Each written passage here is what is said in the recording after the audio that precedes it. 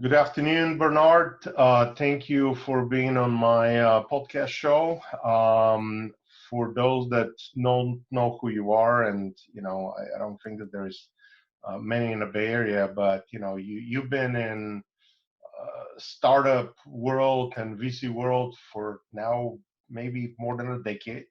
I think with SparkLabs Global and the group.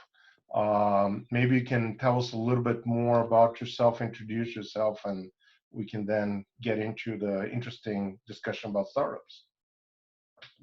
Yeah, sure. Yeah, thanks for having me, Vassil. I am a co-founder of SparkLabs Group, which we launched about 7 years ago. So our first entity was an accelerator, a startup accelerator in South Korea. We launched that in December of 2012 and now have grown into 9 startup accelerators, going on 11 this coming year. And we have 3 traditional VC funds on the other side. So to think of us, one half we're startup accelerators in like the Y Combinator model. And on the other side is regular venture capital funds. Most of my background has been in startups since 99, right after graduate school during the first internet boom. And also my second startup, I did go through the first big bubble and crash.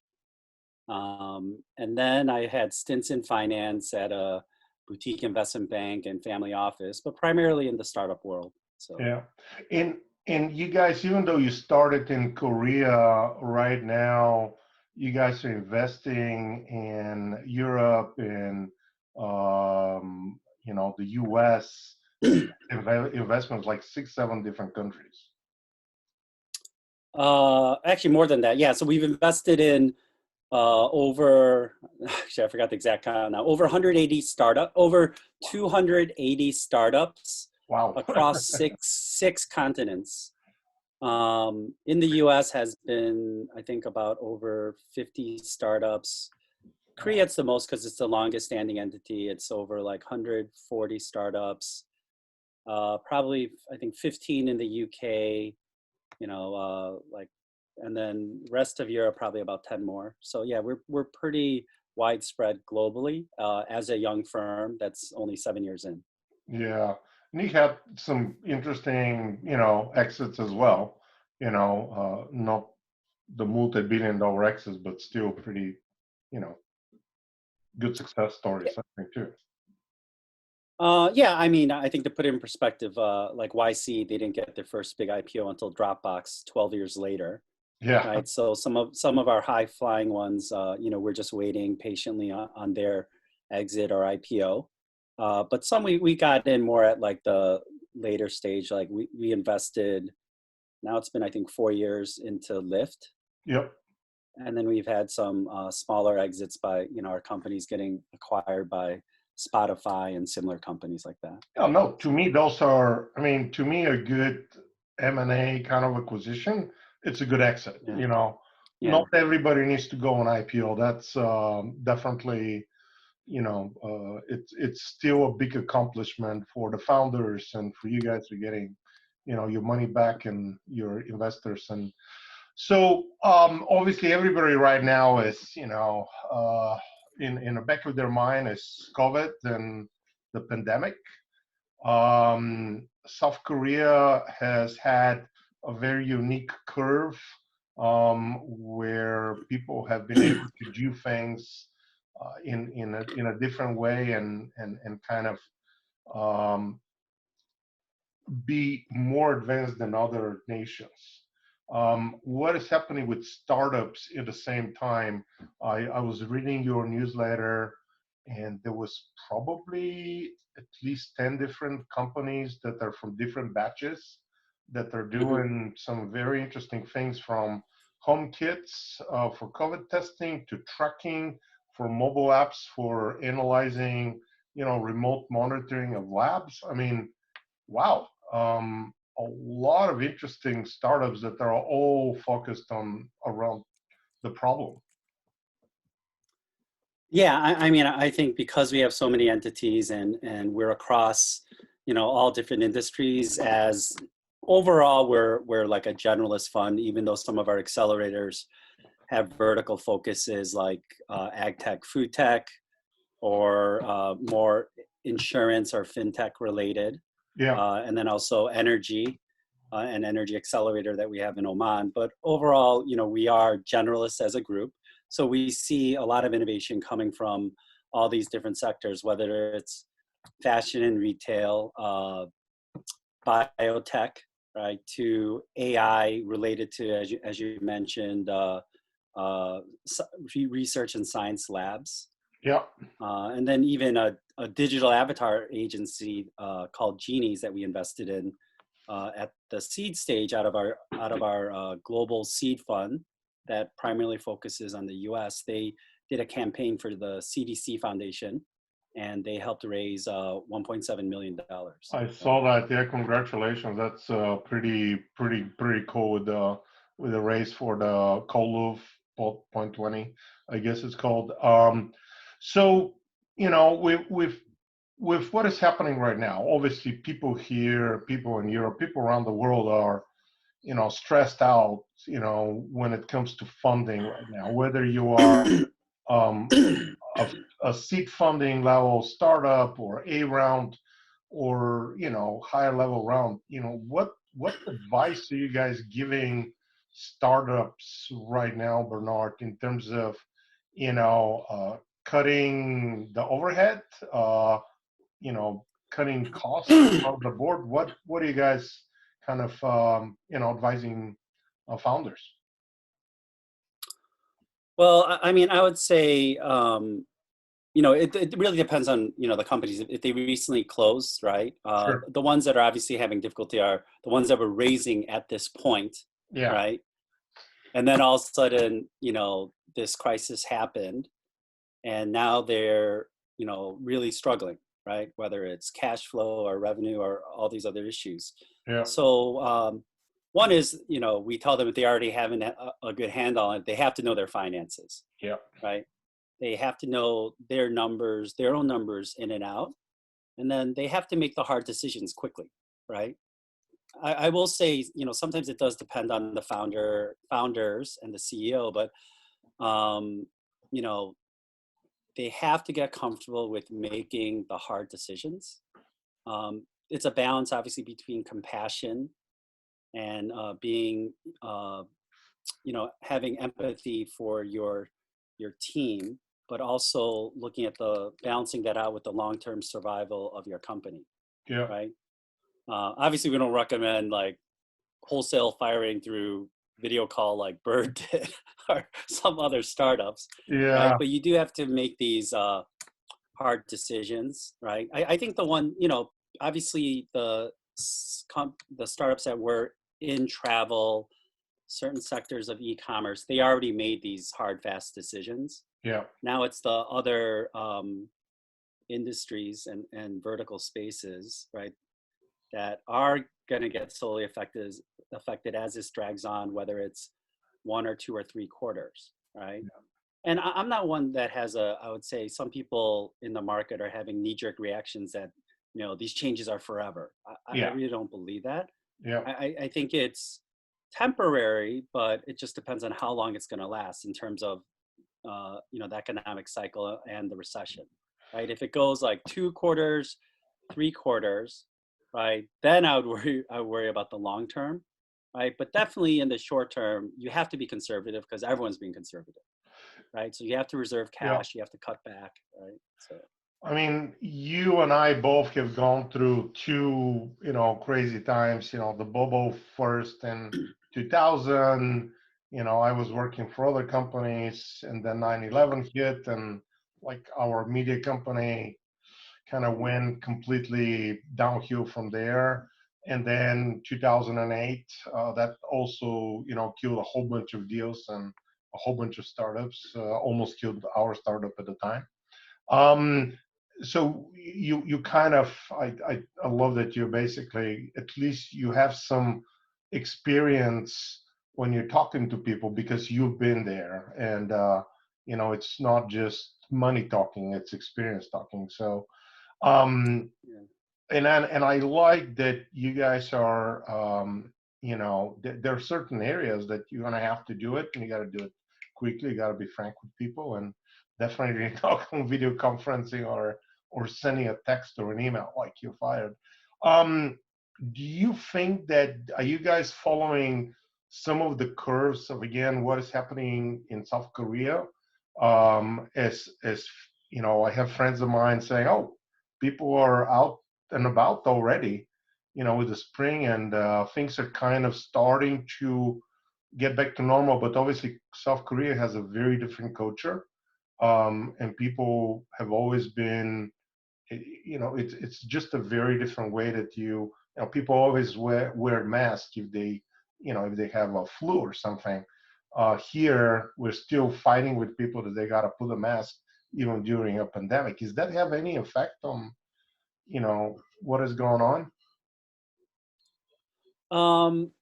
Yeah, so I mean, just taking a step back on South Korea, some people cited, incorrectly that South Korea went through SARS. There was no impact during SARS. There was some impact on MERS, obviously, in terms Yep. of there's maybe 100 cases, right?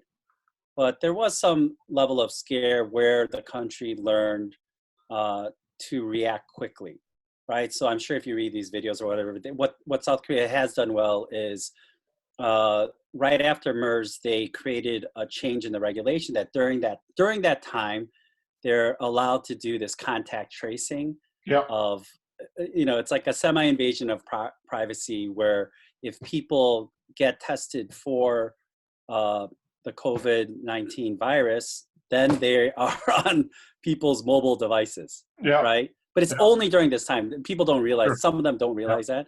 It's for this emergency crisis case. So they've been very good at contact tracing.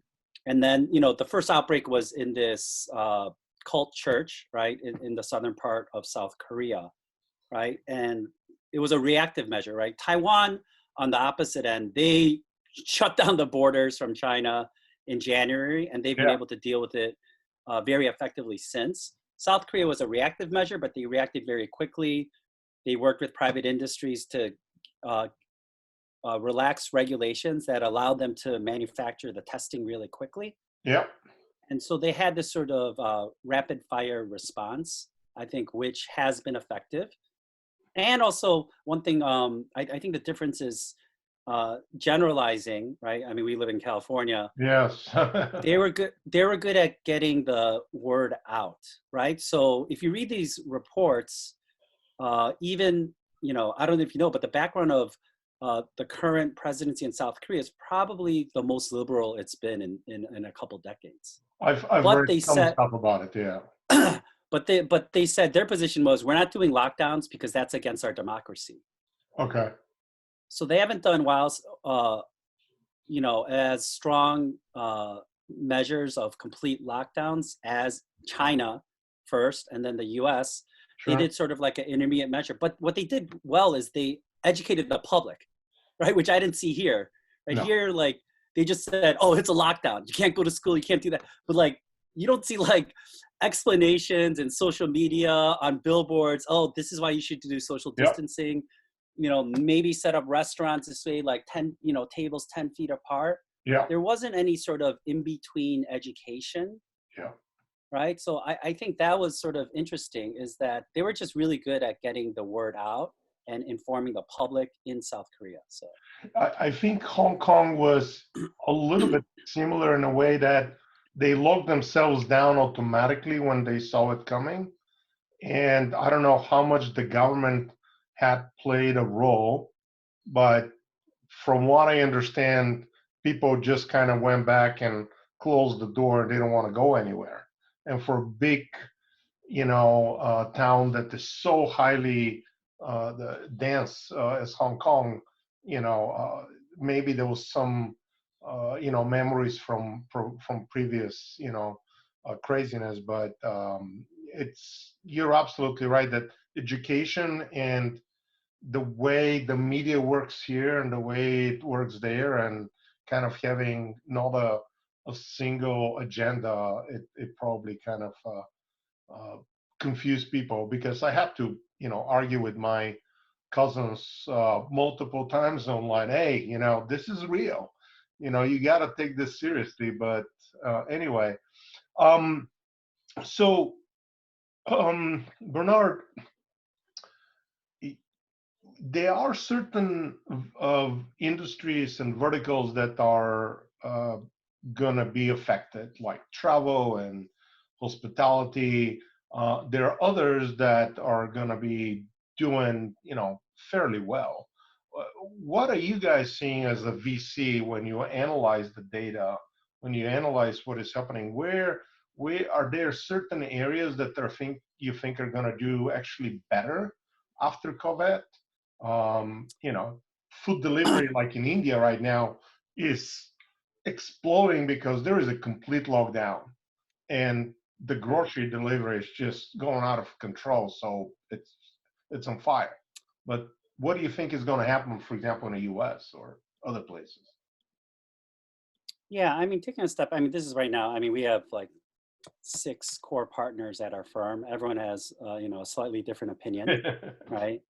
I would say for me, I mean, I think there's a natural tendency, even all these, like, I would say, people that are more cautious, right? Sure. I tend to be more optimistic. So there's, I think, this initial reaction like, oh, the world's changed, Yeah. right? We have to, close our borders down, become more nationalistic, Yeah. right? But I think the reality is like once sort of the fear and uncertainty goes away, there will be some sort of business as usual, Yeah. right? Because we'll really find out that we do need each other, right? Yep.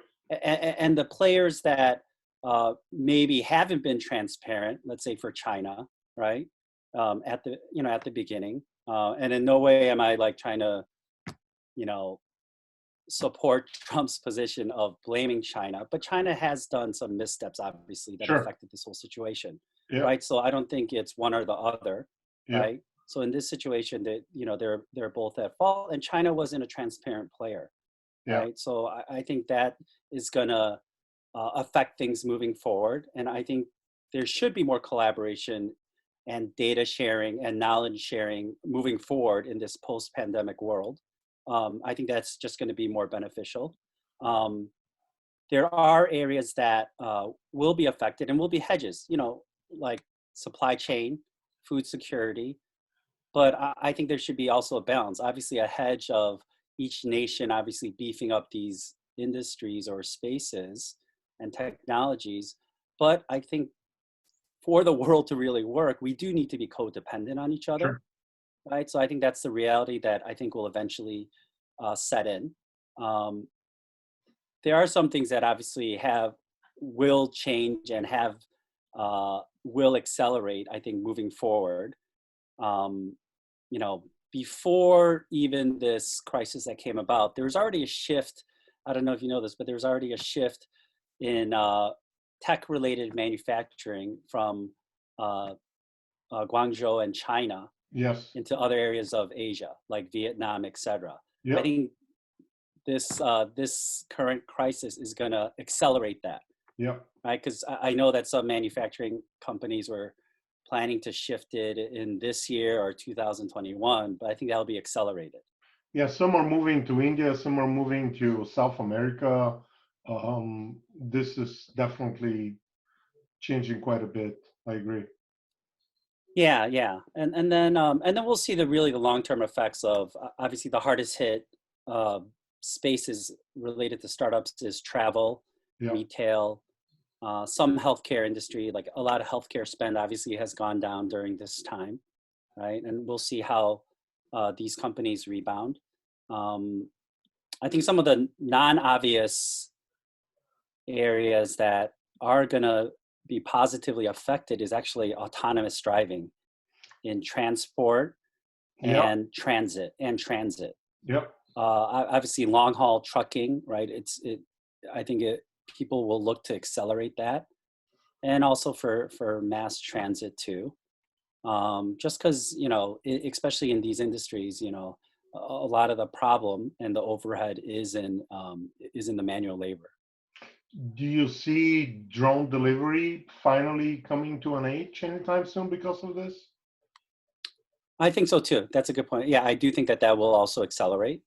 So we'll see how that is affected. But that has to obviously be coordinated with local and state laws, right? That's all Sure. these that all these will be a factor. That's why I think, let's say, even on the robotaxi side, more the consumer side of autonomous driving, even if the technology is here within, let's say, 5-10 years, Yeah. right? They deal with a lot of the technical hurdles and challenges. I think it'll be more of a regulatory issue, right?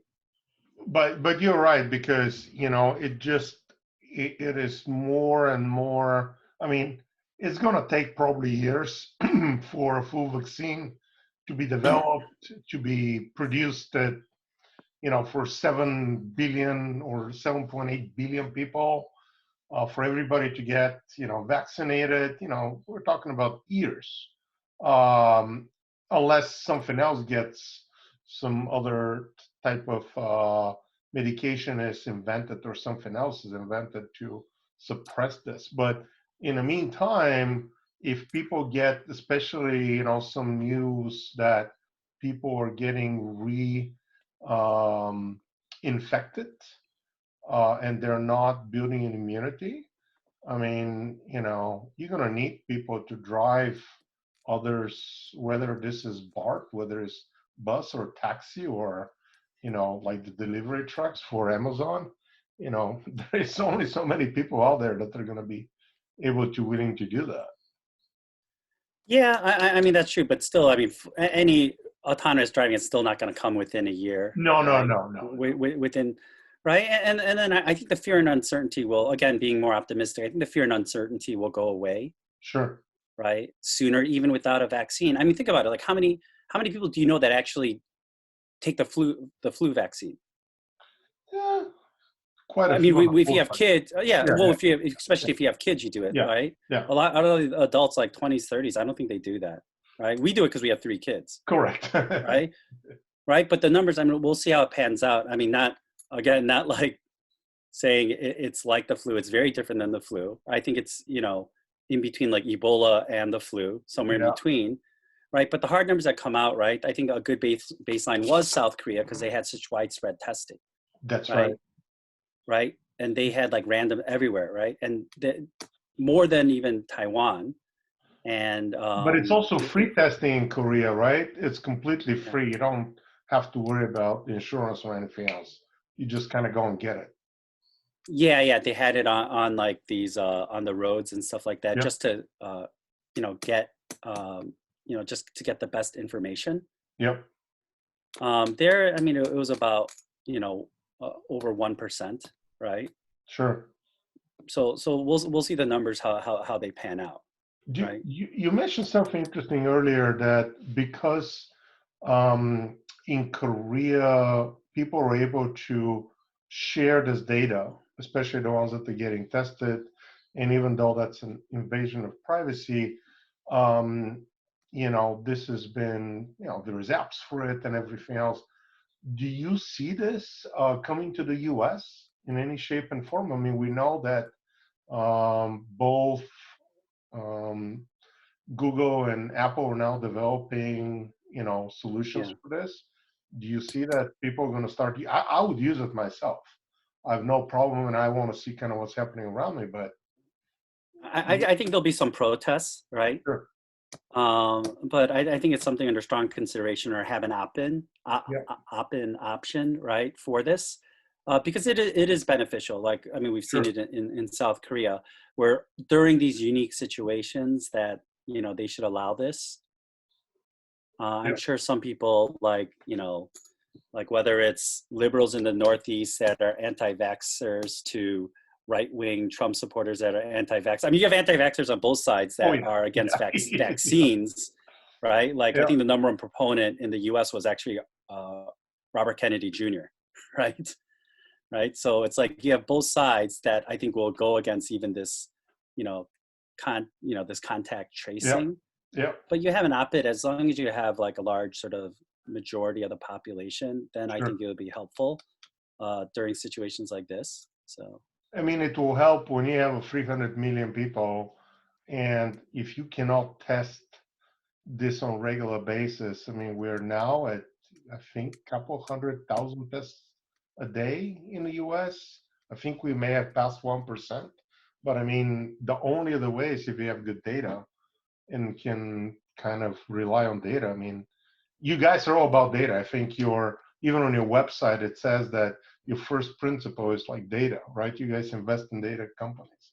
So Yeah, we're yeah, definitely data is one of our core focuses and themes, whether it's enterprise or consumer. So that's definitely one thing that we look at. We are sort of data hawks, yep, right? And that's why I'm, you know, again, I'm one partner in the firm, but I don't get emotional about investments or founders so much, right? I sure, just try to look at sort of like the data and think about it, yep, right? Um, a side note is, I forgot to mention, but our accelerator in Taipei, yes. SparkLabs Taiwan, they had the third demo day during March 11th. Oh, wow. This is during this time. It was actually a week before the Taiwanese government shut down any large scale events, Yeah, right? But the partner felt 100% comfortable, right? Because China early on, Taiwan early on locked down the borders, but also in major spaces, malls, everything, they had, thermostats, like, the thermal camera. thermostats, at, Yeah, thermal cameras. They yeah, had already everyone was doing spacing and wearing masks and hand sanitizers yeah. everywhere. And they had our largest demo day so far in Taiwan. It was 900 people Wow. attended. You guys do And a lot of big events like that in Asia. I mean, in South Korea, I think you guys have the biggest, yeah, startup. we had the largest Yeah. startup accelerator demo day in the world. South Korea's 3,000. We had the largest accelerator demo day in Taiwan. That's 900. We actually also have the largest accelerator demo day in Australia, which is close to 500 in That's pretty Sydney. cool. Yeah. But we were comfortable and supporting Edgar in that decision because, again, at least the early indicators that we got from the data that we saw in Taiwan, in Korea, and Singapore. We have a partner in Singapore, right? Yeah. Singapore also didn't do widespread lockdowns, right? They even actually had kids going to school. I don't know if you read that the first couple of months. Well, I heard, and I don't know, I heard Yeah. some different things about Singapore where, and I don't know who were the people, but the police would come and check on you if your mobile phone is turned off in the house. Mm. Uh, Again, there's stories and stories, and we've seen videos from China, when the lockdown started that are, horrifying. We have a luxury in the U.S. about freedom that we take a little bit for granted for that, but Well, sometimes, that's what I mean. I mean, not trying to be too political yeah, because China did respond, even though after they weren't so transparent, right? correct. They responded in this draconian sort of lockdown measure. But that's actually was interesting to me just because we have presence in, like I said, Singapore, Hong Kong, Seoul, Taipei. Yeah, But because the WHO, and I'm not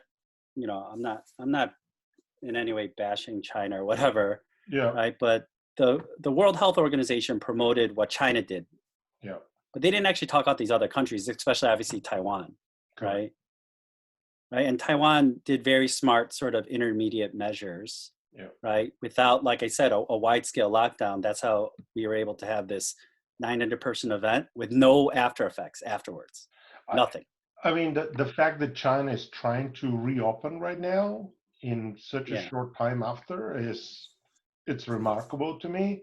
I wish we had more data to understand what really was going on, what worked, what didn't. Hopefully, they're sharing that data with the right, agencies and other people, so we can learn from it. Because I feel like we're a little bit in a bubble, even though in the Bay Area, I think we're a little bit better off than yeah. New York that just passed 10,000 people dead. But yeah, I mean, this is it's, we're talking a lot about it because it's affecting everything. It's affecting how startups are working, whole verticals, industries, and it will last for a while. It will change, I think, specific verticals for a longer time. It will create opportunities for others. I mean, I don't know how many people are going to want to go to a bank the way they did before to deposit checks once they realize that they can just deposit the check on their phone, Yeah. or once agencies and other government institutions start using more and require direct deposit or touchless interaction to do things. I mean, there is so much that can be transformed. I was talking to Martin Mikos about Tallinn in Estonia. They're Yeah. completely electronic. I don't know in Korea how much things are all electronic, but the world digital is going to really, I think, reshape industries and the world, I think, so. Yeah, I think South Korea is actually the #1 mobile banking country in the world. Yep. It's #1 cashless society in the world, far more than China. Yep. It's obviously, it's been for years now, decades, #1 broadband penetration and Yes. high-speed internet in the world. So a lot of things we already see that. But sort of going back to the bigger picture is, I think what is important moving forward is more transparency, Yes. right? It shouldn't be this limited information of the example of who just promoting, hey, look at what China did.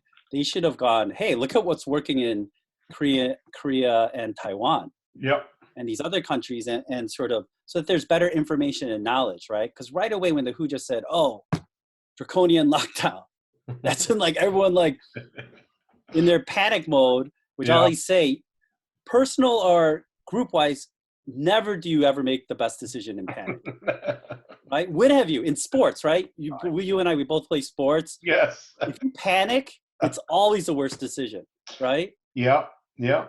Right? And so they just said, okay, this is the way. And everyone's like, that's the way. Well, yeah. So I think moving, yeah. Yeah, no, I completely agree with you, Bernard, because you can't use just one example, especially when you have, 7, 8 billion people. And just because it works in this huge country with over 1 billion people, it doesn't mean that you have to use that. And look at Sweden. There are people on the streets of Sweden and everybody's like talking about the Sweden syndrome. And they're not really afraid. I don't know how that is working over there yet. But we need to pick up the best pieces and collaborate and use them across the board. Yeah, I think Sweden will be interesting because it's almost like a control. Correct. Right? They haven't done, it's not like it's like this media that's gotten political in the US and all that, but they have done measures to educate their public, right? Yeah. Right, in terms of, social distancing and definitely quarantining the elderly, right? Yep. Because if anything, early, even with like, skyrocketing numbers in Italy, the data already came out that it affects primarily, the elderly. Yeah. Right? So they quarantined the elderly. So it'll be an interesting control once it comes out. And then you could sort of see what worked, what didn't. That's why I think moving forward, it is really important, not to go the natural tendency that people are talking out of, being more, closed off and nationalistic and, closed borders. But we really do need to be more transparent and knowledge sharing globally. I agree. Right? I agree. Right. So I think we have to fight out that tendency for the benefit of everyone moving forward. So do you think like companies like Palantir and others are gonna now start collecting all that data, and there's gonna be this new generation of COVID data that is gonna drive a lot of the world?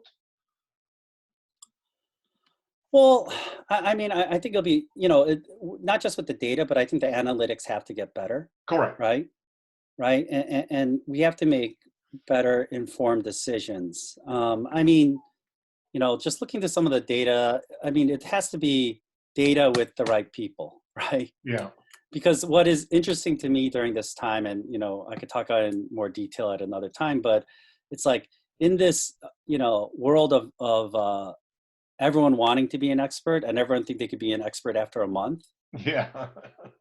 right? Of Googling and reading, I think that we're sort of in a dangerous situation, Absolutely. right? That's like the joke that a lot of doctors say is like, oh man, my patient argued with me because they Googled for 2 hours before their appointment, and they think they know just as much as me, right?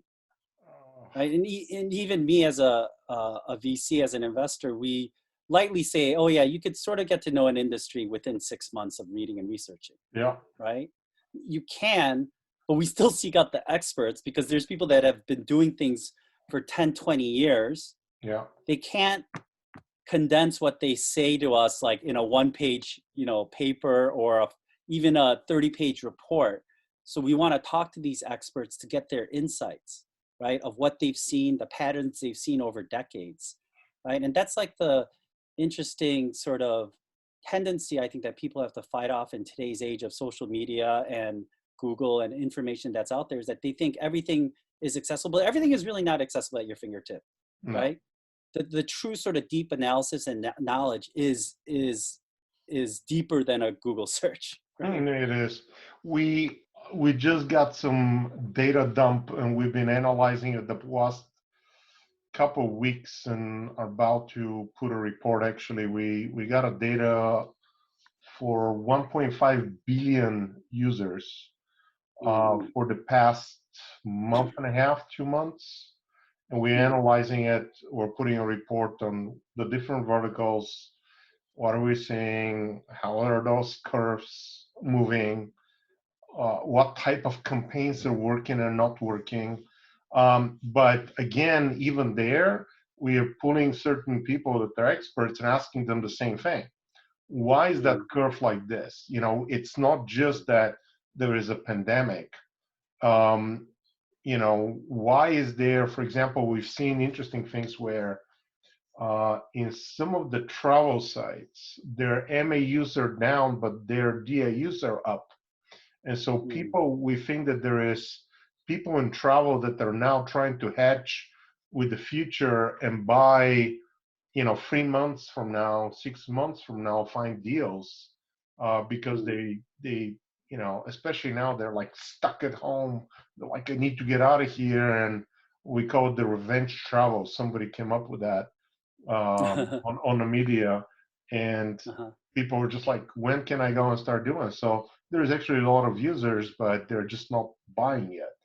So it's an interesting thing. You got to understand, you got to have experts to really understand the behavior. You can't just look at by the overall curve and think that you see everything there. Yeah, I think that's a good example that you bring up for just startups, right? And startup CEOs and founders, right? Is that, at this time, they should be conservative and probably do a couple scenario planning, right? 2 or 3, right? Plan for the worst, that, maybe we're not out of this for like 6, 12 months plus, but what if things do rapidly change like it has, gone down in Taiwan, in China, in South Korea, right? And then they're out of it within, 4 months, right? Then, all the models change, right? So they should probably plan for that and get ready, right? But also, I think startups can look at this and try to, I think some companies can try to reinvent themselves and yes, that's true. refocus on new verticals and new challenges, on new opportunities. Many times you have good technology, you have good team. You just have to rethink. You got to reset yourself of what is going on out there. How can you make yourself relevant? And I think some people, like you said earlier, panic instead of try to ask for advice from experts. And especially if they don't have a good VC or good mentors to give them good advice, it's a recipe for disaster. Yeah, I agree. I mean, example, what do you call? An example I would say is one of our companies, they do online speech therapy for children, Okay. right? And this is in the newsletter that you and I, Yeah. discussed Yeah. earlier, our newsletter. Correct. And they were actually focused on China, but then they actually shifted, to actually serve the U.S. market too during this time. So it's like Hmm. a minor pivot, not a major Sure. pivot. But it's Yeah. a minor pivot. Yeah. But you're right. During this time, there can be, as long as it's within your skill base and the competency of the team, you could, pivot into something new, right? Or Yeah. reinvent yourself, like you said. So I was talking to a small blockchain startup in Bulgaria, and they had started building a blockchain system for gift cards. mm, And right now, another one is doing something similar, also Bulgarian, that is around vouchers. And what they have done is they partnered, one actually with a Korean company, another one mm, with a European bank. And in Europe, people, or what they're starting to do in SMBs, are starting to sell IOUs, vouchers for services that you will render in the future. Whether this is, mm, to cut your hair, to wash your car, or whatever, so people can actually support the local businesses and get mm, the services down the road. But mm, it's just they had a completely different business model, and now all of a mm, sudden they're mm, seeing an opportunity and they're shifting, and mm. hopefully it's going to work for them, and hopefully it's going to make a big difference for the space. Yeah, yeah. I mean, it'll be interesting to see how things pan out because obviously, even if, let's say, one of your, a company is not directly in one of the immediately hardest hit sectors like travel or retail, Yeah. but if you were, let's say, focused on the U.S. market, but everything is shut down in the U.S., Yeah. right? Then that totally affects, obviously, let's say some company in Denmark that was focused on, U.S., whatever, U.S. Yeah. enterprises or something, right? So, yeah. Do you see an opportunity for bigger companies to acquire? Is there going to be more M&As right now after this for the ones that had kind of trouble, and they can maybe find home somewhere else and save the team and the technology and not completely go under? I think there'll be obviously some shakeout, within the next 6 to 12 months. Yeah. If you're a larger company, I mean, it could be a field day. I mean, obviously they're not gonna. I don't think they'll publicly state it. Yeah. But I mean, the larger tech companies have so much cash. Like, I mean, who's worried about Google or Facebook or Microsoft or Amazon, right? Right. But this could be a field day for them to, it's been so hard to attract the best engineers and talent, Yeah. right? But maybe now it's a time to, look at either good acquisitions or Yeah. acqui-hires, Yeah. right? Who hires? Yeah. Yeah. Right. That will be interesting. It will. I wonder if, like, I mean, I know ourselves, we just were able to raise a good round of 25 million, and most of our engineers are are not in a Bay Area. So we don't Mm-hmm. have to pay the crazy Silicon Valley salary. So we're actually very comfortable right now for years to come. I mean, we were almost profitable before that thing started, but I'm seeing other, players in the space. They just are not going to be able to keep up if they have their teams in the U.S. They're going to have to make some cuts, and that's not just our sector. Anybody that is in a high cost area is going to have to rethink what they're doing about their development. And Yeah. I mean, like I told some of our founders, you have to make these hard decisions fast, yeah, yeah, right? Right. Like I mentioned earlier yeah, in this call, like you have to be a balance between compassionate, but make the hard decision, that's right. right? Right. Don't let it drag on, right? I mean, I've been a part of it. Even our my second startup back back in 2000, right? We Was were that the backed by video SoftBank. conference thing? Yeah. No, it was a voice portal back in Okay. 2000 Okay. called Hey Anita, and we raised our seed round, and then all of a sudden, a few months later, the bubble burst. Ugh. Right, the first internet boom and crash, and we made the hard decision. We were facing bankruptcy, Yeah. and we had a exec meeting. We thought, do we believe in the product and company strong enough to go and try to raise the capital? And how much time do we give ourselves? Yeah. Right. And we came to the conclusion that we did believe in the product and the company, and that it was not in a delusional way, right? That's also one thing. You have to have a gut check during times like these. And if you really think the product is viable and your company is viable, then even though you're fundraising right when this crisis hit, then you just go for it. And we Yeah. did. We raised additional 7.5 million that took us to profitability, a couple of years later. But that's sort of some of the hard decisions you have to make. And even before then, because we knew that we were running out of cash, we had to quickly make the cuts that were necessary. Yeah. Right. So it's never easy. It's never fun. No. Right. And I hate to say it, I was an Axeman on our team. Yeah. Right. But just Somebody's got to do it. Somebody's got to do it. Yeah. If you're not, if this is to all founders that are CEOs. If you're not that type, but your other founder is, or the other exec, then get them to do it. If you can't make it, get them to do it, and just say, and be honest, just say, I don't want to do this. Can you do it?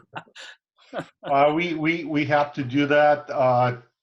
2008 after the financial markets. And the interesting thing is that we had a whole bunch of financial clients like Morgan Stanley, Thomson Reuters, Genworth. These guys knew like at least 2-3 months before, they had already sensed that things are going to go south. And they were like, we're not ready, a little bit longer. And all of a sudden I got a call with the CTO, and they're like, you know what, that $3 million contract you were waiting, it's not going to happen. I'm like, crap. So we have to cut and, tighten the belts. And hey, we made it because of it. But it was painful. It was painful. And when you are honest though with people, and everybody kind of sees that you're not doing it because you're being a jerk, but you got to do it. It's the right thing to do. It's the right thing to do. Yeah, it's never easy, but as long as, like you said, you're honest, you're transparent, right, and you tell them. But right? that's what leadership is about, right? And also it's about the ability to, just like in sports, like you mentioned very well, you gotta understand the game. You gotta plan for it. If you don't plan for this early on, and you don't have a good coach, and you're not listening to your coach, you're going to be in trouble. And the teams that do have a plan and can reorganize themselves at the second half, or can pull a win in the last second with a 3-pointer, right? Were you a Chicago fan or Celtics? I can't remember. Oh, I grew up in Chicago. I'm a Bulls fan. Okay, all right. So, go ahead. Sorry. In the 80s, you probably enjoyed watching the Bulls and Larry Bird going at it, going crazy. Oh yeah.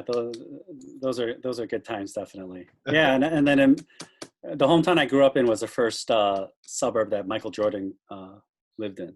Oh, nice. Very nice. Yeah, so we would see him in the local grocery store. The way I see, Klay Thompson come and get, sandwiches at Safeway and walk his dog right by my house here. So it's really fun to see those guys around. Bernard, it's been almost an hour, and I want to be respectful of your time. But this was, I think, a very good conversation. I really appreciate you, sharing your opinion and kind of your advice to startups, especially in a time like this, because sometimes some startups do need to kind of make the hard decisions in a time like this, and it's not easy. And when they have an opportunity to hear from people like you that had almost 300 startups that you've been helping your organization for all these years, you guys know a little bit better. So if anybody needs to contact you and send you a pitch, and for whatever reason, what is the best way to do it? Go to Spark Labs Global.